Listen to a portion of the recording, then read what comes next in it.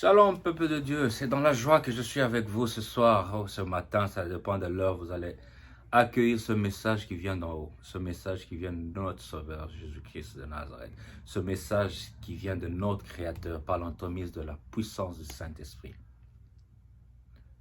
Juste pour vous faire partager ce qu'est la volonté de Dieu dans votre vie sur terre, dans ce passage court de cette vie.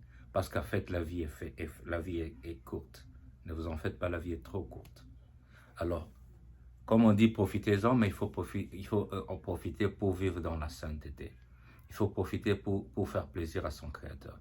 Il faut profiter de cette vie et non pas pour attrister le Saint-Esprit.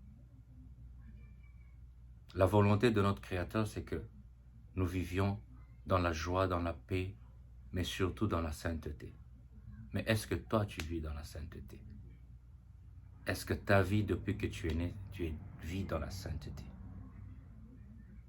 Qu'est-ce qui empêche que tu vives dans la sainteté? Nous allons passer à l'action en lisant directement la Bible. 1 Thessaloniciens, chapitre 4, verset 3 à 8. La Bible dit, « Ce que Dieu veut, c'est votre progression dans la sainteté. Ce que vous vous abstenez de l'immoralité sexuelle, c'est que chacun de vous sache garder son corps dans la consécration et la dignité, sans se livrer à la passion du désir comme les membres des autres peuples qui ne connaissent pas Dieu. C'est que personne dans ce domaine ne fasse de tort à son frère ou ne porte atteinte à ses droits. Parce que le Seigneur fait justice de tous ses actes, comme nous l'avons déjà dit et attesté.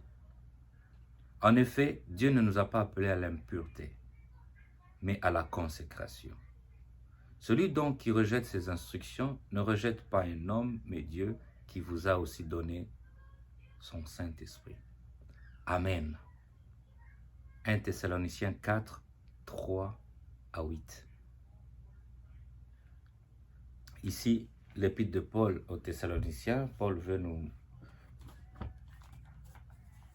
nous révéler un peu quelle est la volonté de notre Créateur sur cette terre. Il nous a créés, c'est vrai, avec un but, mais sa profonde volonté, c'est que nous vivions dans la sainteté. C'est que notre vie, que notre état spirituel puisse progresser, parce qu'on n'est pas saint. On n'est pas, depuis la naissance, on n'est pas saint. Mais nous pouvons mourir saints, nous pouvons progresser petit à petit vers la sainteté. Et on ne peut pas progresser à la sainteté sans le Saint-Esprit, sans la repentance, sans une vie de sainteté, sans une vie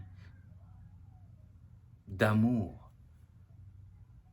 D'abord vis-à-vis de son Créateur, vis-à-vis des autres, vis-à-vis de soi-même aussi. Mais quel est l'état de ton âme? Quel est l'état de ton esprit? Quel est l'état de ton cœur? Est-ce que tu vis dans la sainteté?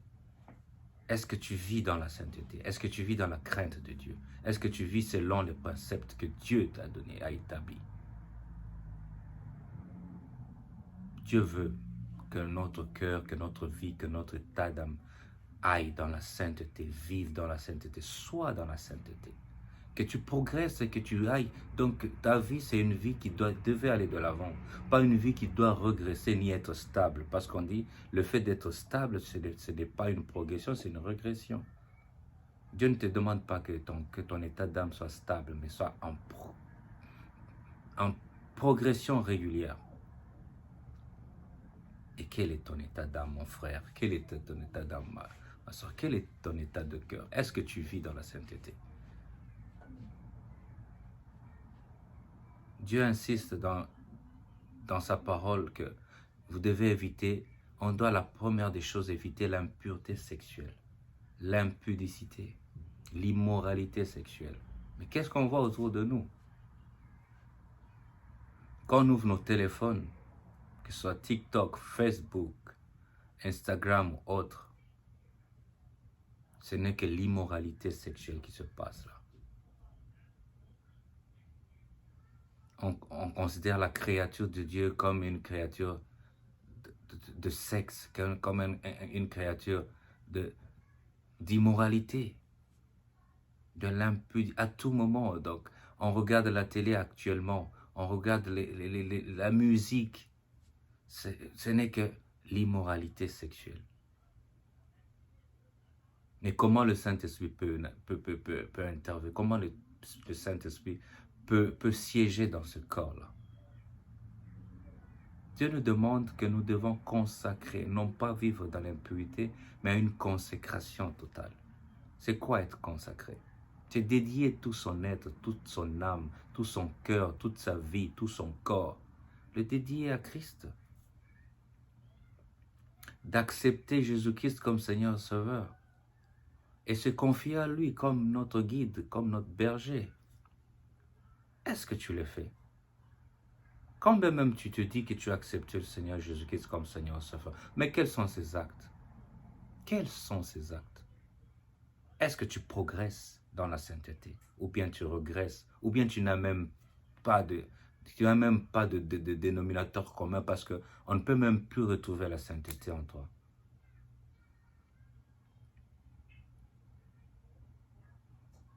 Vous avez une vie passionnée par le désir corporel, passionnée par l'argent, l'amour de l'argent, la cupidité. Tu ne médites que le vol, tu ne médites que l'escroquerie, tu ne médites que le mal. Et chaque jour, c'est la jalousie, c'est comment empoisonner l'autre, comment ne pas voir l'autre réussir. Tu ne médites que le mal, mais tu es dans la sorcellerie, mon frère et ma soeur. Même dans les définitions scientifiques, la sorcellerie, on nous disait que c'est l'art de nuire. Donc, si tu es un artisan dans la nuisance de la vie de l'autre. Tu ne veux pas que l'autre progresse. Tu ne veux pas que l'autre puisse réussir. Tu ne dors pas la nuit si tu entends que l'autre a pu acheter qu'un simple véhicule, ou bien a construit sa propre maison, ou bien a trouvé du travail, ou bien a trouvé une bonne femme, ou bien il s'est marié, ou bien il a voyagé. Tu ne te sens pas à l'aise. Mon frère, ma soeur, si tu es dans cet état, sache que non, tu as une partie de la sorcellerie dans ta vie. Tu es jalouse, tu as ton argent, mais tu ne veux pas que l'autre ait aussi son argent. Tu as 10 000 $ dans ta caisse, tu ne veux pas que l'autre ait 10 000 $. Tu as une partie de la sorcellerie parce que tu es prêt à nuire. Tu n'es pas à l'aise, donc tu n'as pas la sainteté. Parce qu'aucun fruit de la sainteté que tu as, du Saint-Esprit que tu as. L'immoralité sexuelle, tu n'arrives pas à te maîtriser. Par contre, à dire que parmi les fruits du Saint-Esprit, il y a la maîtrise de soi. Si tu n'arrives pas à te maîtriser et tu demandes le Saint-Esprit, si le Saint-Esprit n'agit pas en toi, donc tu n'as pas le Saint-Esprit, regarde bien ta vie. Le Saint-Esprit agit. Le Saint-Esprit agit quand on l'invoque et si on est dans la sainteté. Par la foi en Jésus-Christ, le Saint-Esprit agit.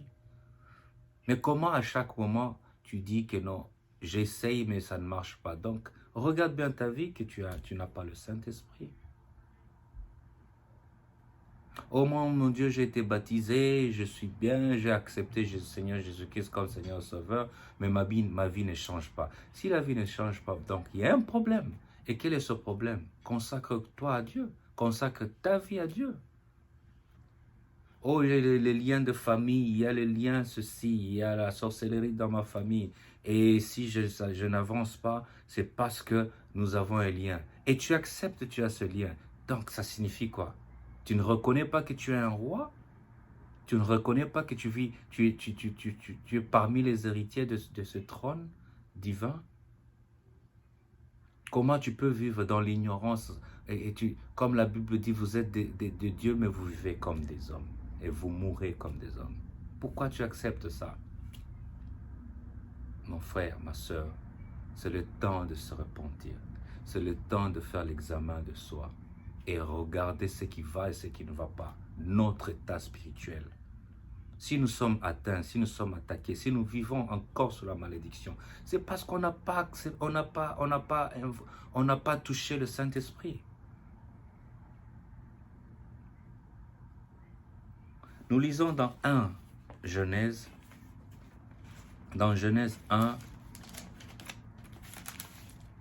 1, chapitre 1er, jusqu'à 5. Au commencement, Dieu créa le ciel et la terre. La terre n'était que chaos et vide. Il y avait des ténèbres à la surface de l'abîme, et l'Esprit de Dieu planait au-dessus de l'eau. Dieu dit qu'il y ait de la lumière, et il y eut de la lumière. Dieu vit que la lumière était bonne, et il sépara la lumière des ténèbres. Dieu appela la lumière jour, et les ténèbres nuit. Il y eut un soir et il y eut un matin. Ce fut le premier jour. Quel est le premier jour dans ta vie, mon frère et ma soeur?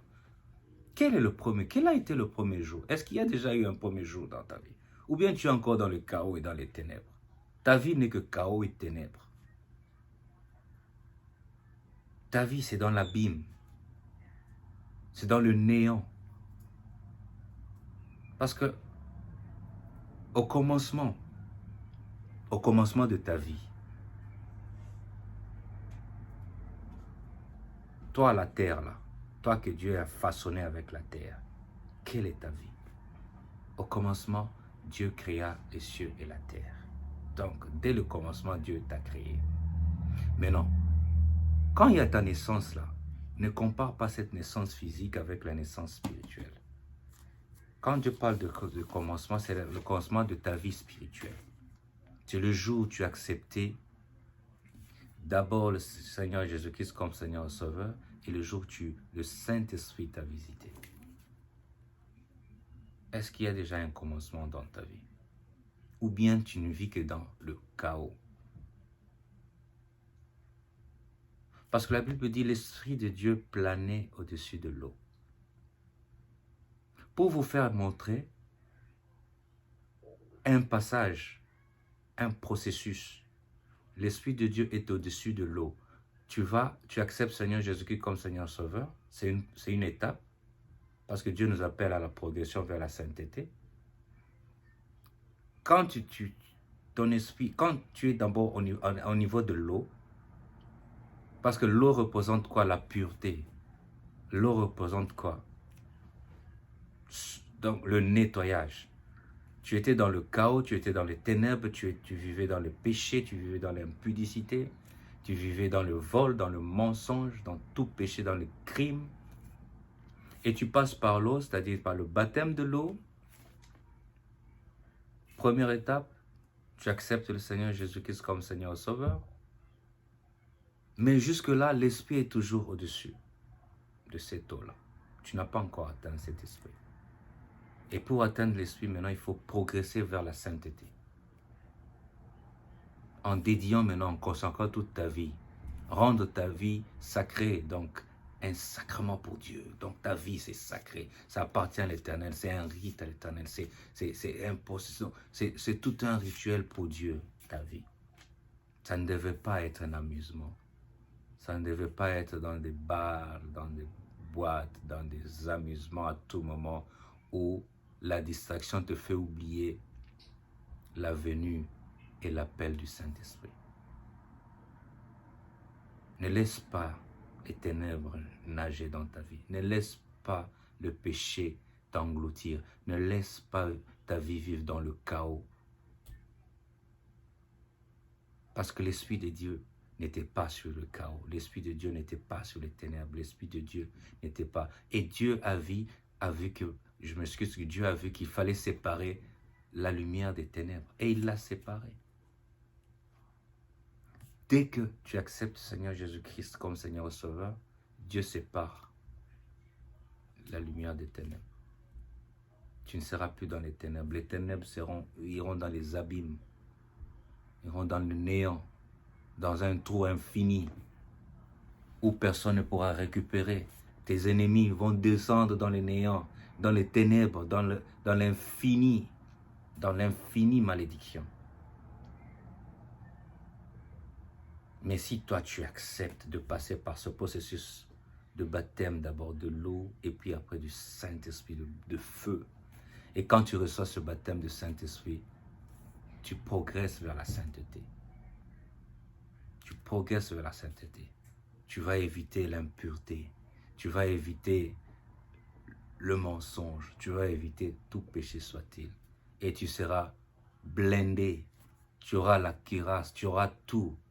Tu seras sous la protection de l'ombre de notre Seigneur Jésus-Christ, le Sauveur, de l'ombre de Dieu. Tu auras la parole en toi et rien de mal ne va t'arriver encore. Parce que tu seras un enfant qui vit dans le royaume des saints.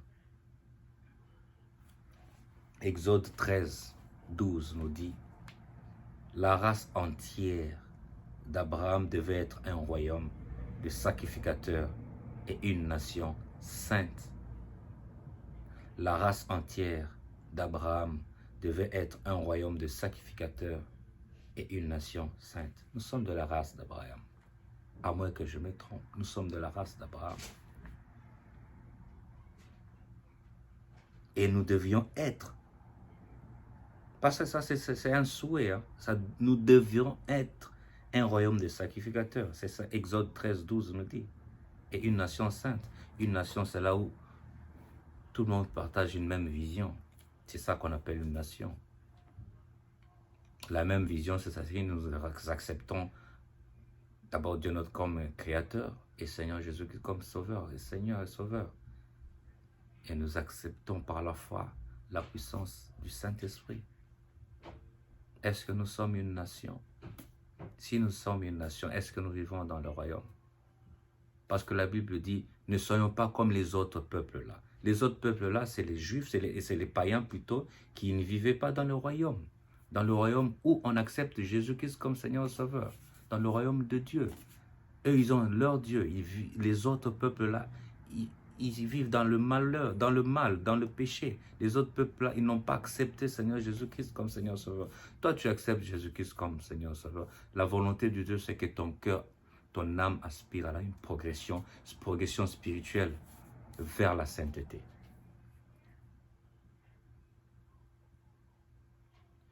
La Bible dit que personne n'use envers son frère de fraude et de cupidité dans les affaires, parce que le Seigneur tire vengeance de toutes ces choses. C'est intéressant que Dieu fasse parler dans ce verset, à part l'impureté sexuelle, il parle de ton cœur, de la cupidité, de l'amour de l'argent, de l'escroquerie, de crimes que tu peux connaître, de la jalousie que tu peux commettre parce que tu veux avoir plus. Dieu n'aime pas ces choses-là. Dieu n'aime pas ces choses-là.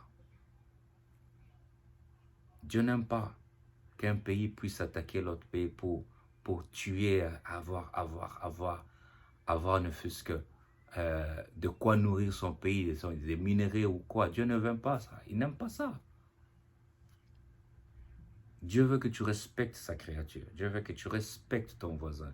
Dieu aime que tu respectes ta femme. Dieu aime que tu respectes tes enfants. Dieu aime que tu respectes ton mari. Dieu aime que tu respectes tes autorités.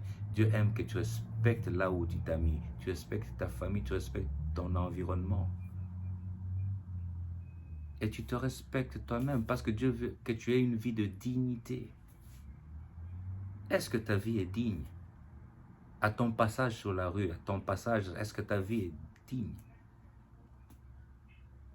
Tu te vantes toi-même, est-ce que la Bible dit laisse les autres parler du bien de toi. Laisse les autres te vanter. Mon frère, ma soeur, c'est le temps de repentance. C'est le temps de revenir vers Dieu. C'est le temps d'aimer la parole de Dieu. C'est le temps d'aimer Dieu. C'est le temps de chercher à vivre dans la sainteté. Les temps sont durs.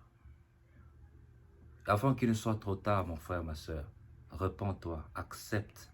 Si tu trouves que non, tu as déjà accepté, que la vie ne marche pas, invoque le Saint-Esprit.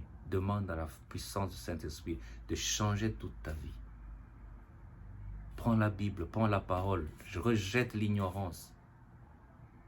Et tu verras que la vie va aller de l'avant. Ne laisse pas ta vie vivre dans le chaos. Ne laisse pas ta vie dans les ténèbres. Ne laisse pas ta vie dans le mal. Vis la face de Jésus. Vis la vie de Jésus. Sois imitateur de Jésus-Christ de Nazareth. Parce qu'il a dit, soyez mes imitateurs. Faites de toutes les nations mes disciples. Disciple, ça vient du latin discipulus. Discipulus, ça signifie élève. Donc, étudions ce que le maître nous donne. Acceptons sa leçon. Il n'y a pas un autre maître, un autre professeur, un autre guide à part lui. Même à l'école, quand on avait des modèles, des maîtres, des professeurs, des maîtres, des enseignants modèles, qu'on faisait même de blagues à imiter, parce qu'on aimait la façon dont ils donnaient le cours. Mais le maître de maîtres, Jésus-Christ de Nazareth, dit, soyez mes imitateurs. Donc qu'on soit comme lui, qu'on soit comme lui. Il nous a donné même ce pouvoir de faire même plus que lui. Est-ce que tu imites ce que Jésus a fait? Imitons à faire des miracles, imitons à faire le bien, imitons à pardonner, imitons Jésus-Christ en faisant ses œuvres. Depuis que tu es sur terre, depuis que tu es grand, depuis que tu es devenu ce que tu es devenu, quelle œuvre que tu peux comparer à celle de Christ pour dire que non, ah ça j'imite notre Seigneur Jésus-Christ? C'est quoi quelle œuvre? Sois imitateur de Christ. Vis, cherche la paix. Cherche la sanctification. Repends-toi. Si tu n'as pas encore accepté Seigneur Jésus-Christ comme Seigneur et Sauveur, accepte Seigneur Jésus-Christ comme Seigneur et Sauveur et tu verras le miracle va s'accomplir dans ta vie. Accepte Jésus-Christ comme Seigneur et Sauveur. Accepte par la foi la puissance du Saint-Esprit, qui est le gage que notre Seigneur Jésus-Christ nous a laissé. Accepte de vivre dans la sainteté. Chasse le mal. Chasse le péché. Et Dieu fera toutes les merveilles possibles pour ta vie. Mes frères et sœurs, c'est dans la joie que j'ai partagé ce message avec vous. J'espère vous revoir prochainement pour évoquer encore d'autres sujets, d'autres thèmes qui parlent de la puissance de la rédemption, de la puissance de ta repentance, des effets positifs de l'acceptation de notre Seigneur Jésus-Christ comme Seigneur et Sauveur. Que Dieu vous bénisse.